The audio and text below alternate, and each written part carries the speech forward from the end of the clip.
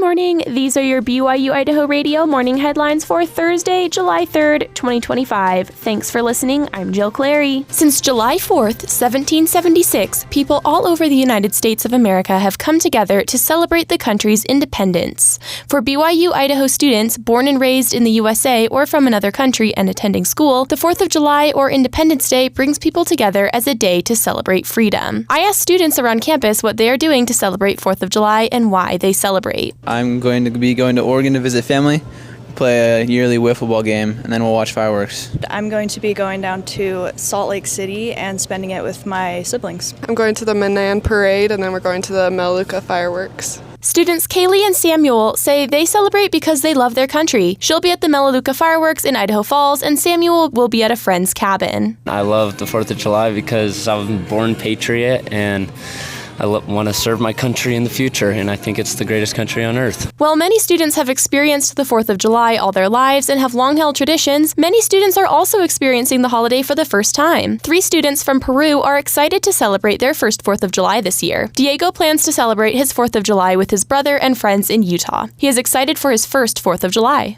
I'm more excited for the fireworks and for all the parties or 4th of July, and to meet more people and know more about this culture. I love USA, so yeah, probably I gonna love 4th of July. His friend Josue is also going to Utah to celebrate. I'm feeling super exciting for that. I'm excited for hang out with my friends, for be with them, and for see the fireworks. Christina isn't sure how she'll be celebrating yet, but she plans to spend time with her friends. I'm excited to watch what people do in this holiday and the fireworks. And what am I doing for the 4th of July? I'm having a barbecue with my friends, then doing some good old American country dancing. For BYU-Idaho Radio, I'm Jill Clary. The progress of the brush fire in Fort Hall, also being called the Garden Creek Fire, has slowed. This resulted in allowing the evacuation order to be lifted for residents along Presto Road, Little Indian Canal Road, and Wolverine Road.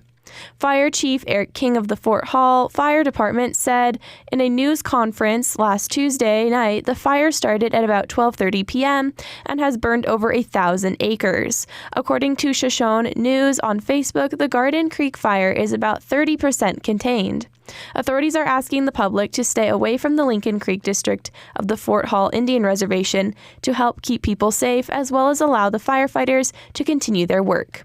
Air support as well as ground is assisting in fighting the fire. Fort Hall Fire, Shoshone-Bannock Wildlife Fire Fuels, U.S. Forest Service, SBT Department of Transportation, and North Bannock Fire Department, and SBT Fish and Game, among others, are helping to control the fire. Garden to Give has returned again this year at the Marshall Public Library. The Marshall Public Library has teamed up with the Idaho Food Bank to give excess produce from your garden to the food bank. The library accepts donations like locally grown fresh produce, including herbs, and transports it to the food bank. The first Garden to Give was in 2019, collecting several hundred pounds of produce for the food bank each year since then.